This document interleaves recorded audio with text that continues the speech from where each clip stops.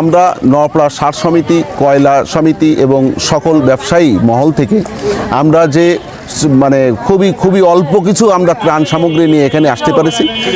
বাগদা, তারপরে চলছে প্রাইমারি স্কুল, কোটা মাদ্রাসা, এখানে মানুষ আশ্রয় নিয়েছে। আমরা যেটুক করেছি এটুক দেওয়ার চেষ্টা করেছি। প্রতিদিনই ত্রাণের কার্যক্রম নিয়ে সাধারণ মানুষের মাঝে হাজির হচ্ছি। ওই কষ্ট থেকে এই কষ্ট আমাদের কাছে কিছু না। গত সপ্তাহের টানা বৃষ্টিপাতে যশোরের অভয়নগর উপজেলার নিম্ন অঞ্চল প্লাবিত হয়, জলবদ্ধ হয়ে পড়ে ২০ থেকে ২৫ গ্রামের মানুষ, ভেসে যায় মাছের ঘের, তলিয়ে যায় ফসলি ক্ষেত। পানির তীব্রতায় বাড়িঘর ছেড়ে মানুষকে আশ্রয় নিতে দেখা যায় বিভিন্ন স্কুল, কলেজ, মাদ্রাসায় স্থাপিত অস্থায়ী আশ্রয় কেন্দ্রে। এমন ভয়াবহ পরিস্থিতিতে ভবদহ অঞ্চলে নেমে আসে মানবিক বিপর্যয়।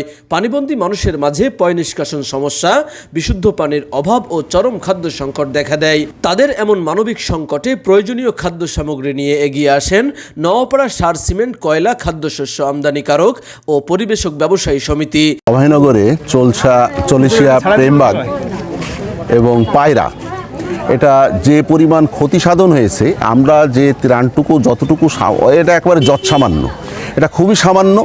তবে আমরা নওয়াপাড়া সার সমিতি, কয়লা সমিতি এবং সকল ব্যবসায়ী মহল থেকে আমরা যে খুবই অল্প কিছু আমরা ত্রাণ সামগ্রী নিয়ে এখানে আসতে পেরেছি, সেজন্য আমরা সৃষ্টিকর্তার প্রতি কৃতজ্ঞতা জ্ঞাপন করছি।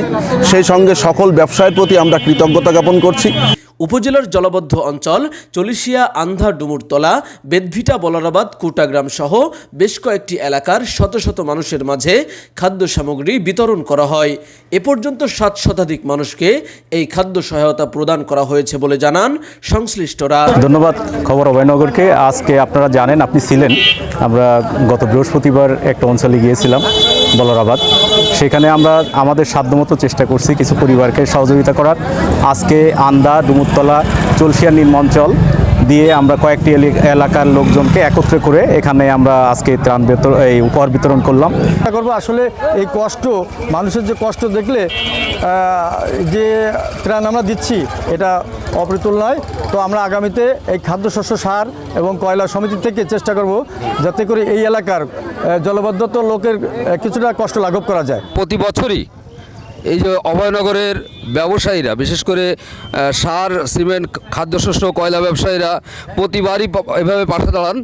খাদ্য সামগ্রী বিতরণের ধারাবাহিকতায় গতকাল শনিবার বিকালে উপজেলার চলিশিয়া ইউনিয়নে শতাধিক মানুষের মাঝে খাদ্য সামগ্রী বিতরণ করা হয়েছে।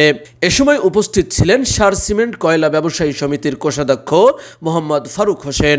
আমরা নওয়াপাড়া সার ব্যবসায়ী সমিতির উদ্যোগে বন্যা প্লাবিত এলাকায়, বিশেষ করে আমাদের ভবদা ইফেক্টেড এরিয়া, এখানে মানুষ মাজা পানি, গলা পানির মধ্যে বসবাস করছে। এটা মানবতার জীবনযাপন, এটা আমরা কোনোভাবেই মেনে নিতে পারছি না।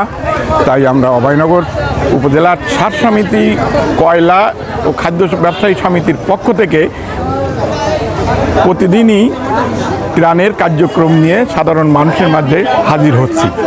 এছাড়াও উপস্থিত ছিলেন ব্যবসায়ী নূর আলম পাটোয়ারি বাবু, শাহিন রেজা, মাহমুদুল হাসান লিপু, এস.এম. মুজিবুর রহমান, প্রভাত ফেরি পত্রিকার নির্বাহী সম্পাদক হারুনার রশিদ, ব্যবসায়ী মোহাম্মদ মিলন মোল্লা, রফিকুল ইসলাম টুলু, তরিকুল ইসলাম সহ ব্যবসায়ী নেতৃবৃন্দ। নওয়াপাড়া সার ব্যবসায়ী, ক্ষুদ্র সার ব্যবসায়ী সমিতির পক্ষ থেকে বন্যাতদের সাহায্যের এই যে ত্রাণ আপনারা সবাই এই বন্যাতদের, বানবাসীদের পক্ষে এগিয়ে আসবেন এবং আসলে যারা এই বন্যায় যারা ক্ষতিগ্রস্ত হয়েছে এদের আমরা নওয়াপাড়া সার ব্যবসায়ী সমিতির পক্ষ থেকে বিভিন্ন জায়গায়, শুধু আজকের এই বলারাবাদ বা চলিশিয়া না, আমরা অভয়নগর থানার বিভিন্ন প্রান্তে আমরা এই ত্রাণ সামগ্রী পৌঁছায় দিচ্ছি। তারা বলেন, পানিবন্দী মানুষের পাশে আমরা সব সময় ছিলাম এবং ভবিষ্যতেও থাকব। আপনারা জেনে থাকবেন, ইতিপূর্বে আমরা করোনার সময় নওয়াপাড়া সার ব্যবসায়ী সমিতি থেকে আমরা এই এলাকাতেই বড় ধরনের একটা প্যাকেট বিতরণ করেছিলাম।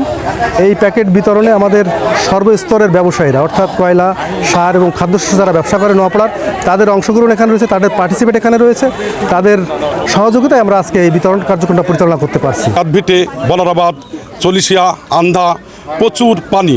এই পানির কারণে মানুষ ঘর ছেড়ে বাগদা, তারপরে চলছে প্রাইমারি স্কুল, কোটা মাদ্রাসা, এখানে মানুষ আশ্রয় নিয়েছে।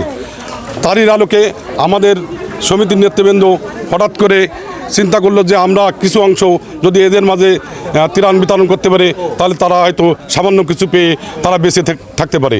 সেই আলোকে আমার এই চল্লিশিয়া ইউনিয়নে আন্দা, ব্যাদবিটা, ডুমরতলা, বলারাবাদ, কুটা, চল্লিশিয়া এই এলাকায় কার্ড বিতরণ দায়িত্ব দেয়। আসলে জায়গায় স্পষ্ট জায়গায় গেলে না গেলে বসবেন না। আমি গতকালকে আপনি ডুমরতলা, ব্যাদবিটে, আন্দা পানির ভিতরে নেমে আমার কোমর পর্যন্ত ভিজে, রাস্তার পরে কোমর পর্যন্ত হয়ে গেছে। তারপরে আমি নৌকা নিয়ে আমি বাবলু, তারপরে আছে এই হীরামন্দা, এরা সবাই মিলে আমরা সবার বাড়ি বাড়ি যায় কার্ড পৌঁছে দিছি। আপনি কি ঘরে বসে গরুর খাঁটি দুধ ক্রয় করতে চান? তাহলে এখনই যোগাযোগ করুন মোমিল্ক এক্সপ্রেসে। এখান থেকে শতভাগ খাঁটি দুধ স্বল্প সময়ে নওপাড়ার বিভিন্ন এলাকায় সরবরাহ করা হয়। রয়েছে ক্যাশ অন ডেলিভারি সুবিধা। অর্ডার করতে এখনই যোগাযোগ করুন। প্রতি কেজি দুধের মূল্য মাত্র 60 টাকা। বৃহস্পতিবার দিন নওপাড়া সার, সিমেন্ট ও খাদ্যশস্য ব্যবসায়ী সমিতির পক্ষ থেকে কোটা নিম্নবর্তী অঞ্চলে ত্রাণ সামগ্রী বিতরণ করেছি।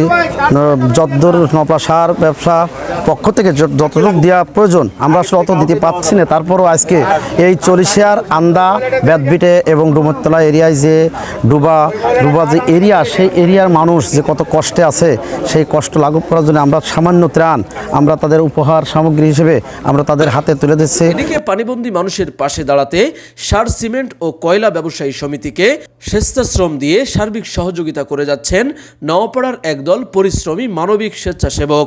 তারা বলেন, অভয়নগরের যে কোনো সংকটে আমরা সবসময় মানুষের পাশে থাকার চেষ্টা করব।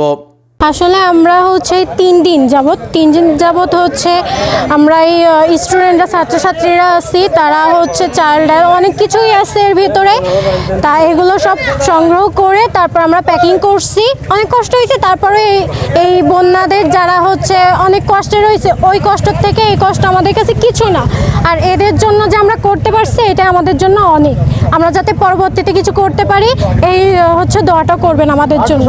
ধন্যবাদ খবর অভয়নগরকে। আজকে যে ত্রাণ বিতরণ কর্মসূচি হয়েছে, এই কর্মসূচিতে অংশগ্রহণ করতে পেরে আমরা ছাত্র যুব সমাজ, আমরা যারা ভলেন্টিয়ারের দায়িত্ব পালন করেছি, স্বেচ্ছাসেবকের দায়িত্ব পালন করেছি, আমরা আসলে গর্ব অনুভব করছি। অভয়নগরের মানুষের পাশে থাকতে পেরে, এই দুর্দিনে পাশে থাকতে পেরে আমরা গর্ববোধ করতেছি।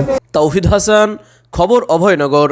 আপনি কি বিশেষজ্ঞ কার্ডিওলজি ডাক্তার দ্বারা ইকোকার্ডিওগ্রাফি করে রোগ নির্ণয় করতে চান? তাহলে আজই আসুন ইউনিক ডায়াগনস্টিক অ্যান্ড কনসালটেশন সেন্টারে। এখানে প্রতি বৃহস্পতিবার ইকোকার্ডিওগ্রাফি করে চিকিৎসা সেবা প্রদান করছেন কার্ডিওলজি বিশেষজ্ঞ ডাক্তার হিমেল সাহা।